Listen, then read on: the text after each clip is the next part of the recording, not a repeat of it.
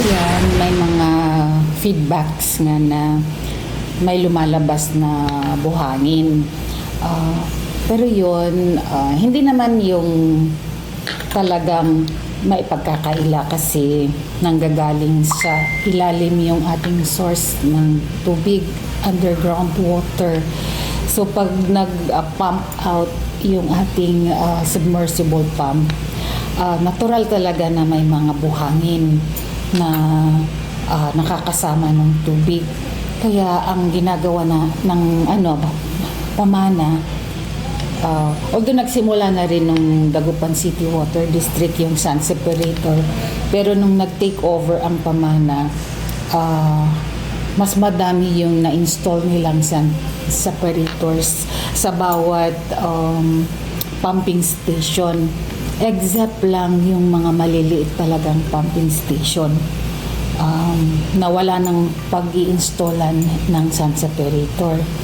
So, yung casing point natin sa may pumping station sa Greenfield, mayroon, nagkakaroon talaga ng sand pumping doon. Dito rin sa Herrero Perez, nagkakaroon talaga. May mga pinagpatayuan talaga ng pumping station, pumping station na medyo nahahalata yung sand na sumasama sa tubig as they pump.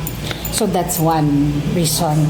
Another reason ay natural yun, kaya ang solution doon is nilagyan ng mga sand separator. Kaya yung mga malalaking buhangin hindi na sumasama sa tubig.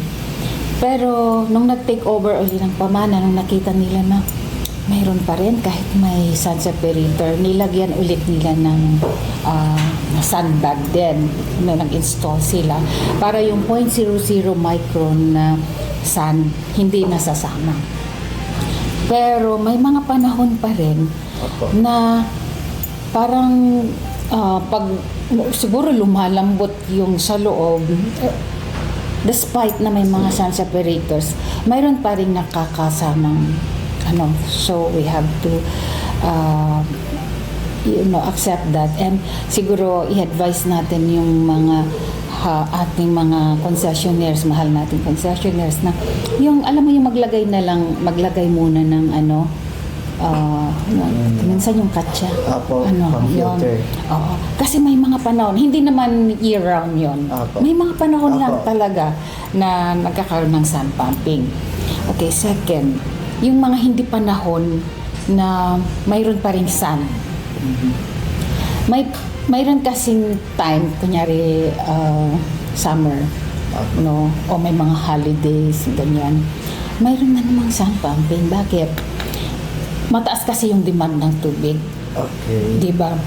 So, bawat pumping station, mayroon lang parang range kung hanggang saan, hanggang kalakas yung pag-pump, at tawag natin yung liter per second na Kaya lang kung minsan yung pagdumami ang tao napapunta dito sa Dagupan, holidays, mga fiesta, summer, ganyan, tumataas yung tubig. Ang dilemma is, lalakasan ba yung pag-pump para mayroong supply ng tubig? Pero may konting buhangin, or i-sustain yung required pag-pump, pero hindi makakasupply ng tubig. Hindi ma-sustain, di ba? So parang you're between the devil and the deep blue sea na sinabi. Kaya kung minsan may mga decision na sige ilakasan lang ng konti, di ba, kahit pa paano mayroon silang pangbuhos o panglinis, yung mga ganon. Pero we always advise na sige na lang kung wala kayong household strainer, katsa lang yung ganon. Pero what we can assure naman ay yung tubig, basta lang na-strain siya, pwedeng inumin. Kasi mayroon naman tayong laboratory. Kita nyo sa tapat lang namin na regularly ay chine-check nila kung cured pa yung tubig natin. although pure water yun nung na-generate kasi nasa underground water, pero hindi natin alam yung mga tubo. No? Dito sa tubo natin, mayroon ding regular na air scouring na tinatawag. Yung sa pamamagitan ng konting tubig at saka malakas na hangin, ipupush ngayon yung mga dumi na mga residue doon sa loob ng yon. So every now and then may flashing tayo. Regular. Regular yan. So pag may mga ganyan na complain, mabuhangin dito. So maano mo kaagad na may mga deposits doon. Okay. So ang immediate action yan is flushing. Yan, flashing. Mga tuwing kailan po natin ginagawa itong flashing? Like monthly po ba, weekly, or daily? Yung air scouring, mayroon na silang mga schedule. So for this week, usually nag-air scouring sila mga first days, ganyan. So ito yung area na yan. Pero pag yung mabuhangin, flashing kagad, immediate. Oo, para ma-push yung mga deposits na sand and other particles. Siguro, kasi alam mo naman, tumutubo rin yung mga green algae, mga ganyan. Lumot. Lumot. So kung full yung tubig, syempre walang lumot. Kaya lang kung medyo bumaba yung pressure, tutubo ang mga yan. At pag lumakas uli yung tubo, yung lumot pag wala ng tubig, magdadry. Di ba? Pag dumami uli ng tubig, ipupush na naman niya yung So makikita mo yon, medyo brownish, ganyan yung Pero after a while, pag na-flash naman na niya, babalik sa So yun yung ating mga factors. Kaya nagkakaroon tayo ng sand.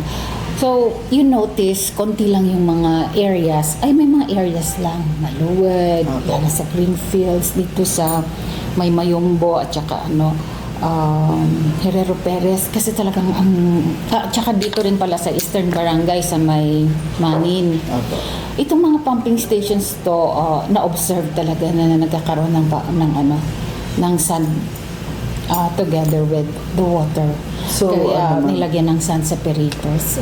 Wala namang kinalaman yung mga road elevation projects namin kasi syempre nagbubungkal sila regarding dito sa mga nararanasan ng mga kababayan natin. Okay, yung aking sinabi ayun yung normal na yung question mo na wala bang kinalaman yung kung mayroon natamaan na tubo, siyempre expected na mayroon dadaanan ng mga lupa siguro o kung ano man yung malapit doon sa tubo na may posibleng talagang papasok. Oo. Kaya nga pag ganyan na mayroong repair kasi na pagkatapos noon flashing kaagad. Oo.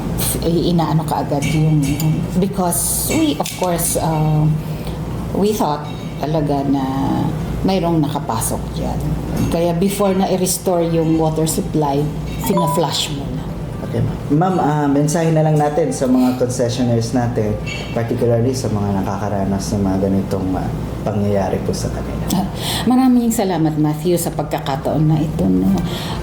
Totoo na may mga areas talaga na nagkakaroon tayo ng sand pumping.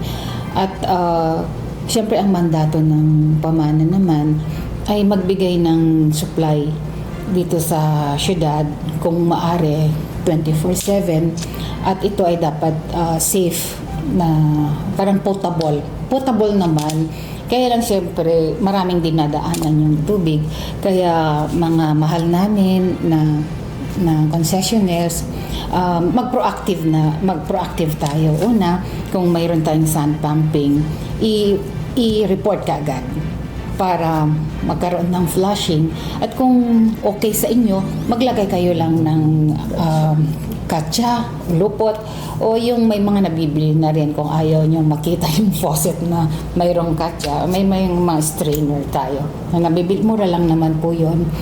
para sigurado lang na wala pong sand yung ano. Pwede pong inumin. Ako, umiinom ako.